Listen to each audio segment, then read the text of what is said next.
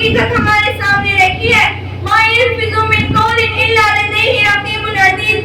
انسان کوئی بھی لفظ اپنی زبان سے نہیں نکالتا ہے, اس کے پاس ہر وقت ایک نگہبان تیار رہتا ہے. اس آیت کریمہ سے معلوم ہوا ہے کہ ہم اپنی زبان سے جو بھی کلمات نکالتے ہیں فرشتے فوراً اس نکلے ہوئے الفاظ کو لکھ لیتے ہیں, ہاں وہ الفاظ اچھے ہو یا برے. میرے اسلامی بھائیوں, اگر انسانوں میں یہ بات یقین کی حد تک پیدا ہو جائے تو کیا اس کی زبان سے کسی کی حق تلفی ہو سکتی ہے؟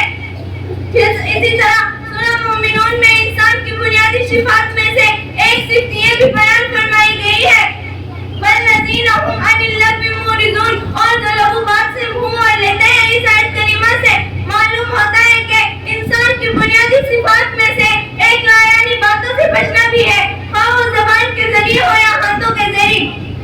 ہم زبان کے غلط استعمال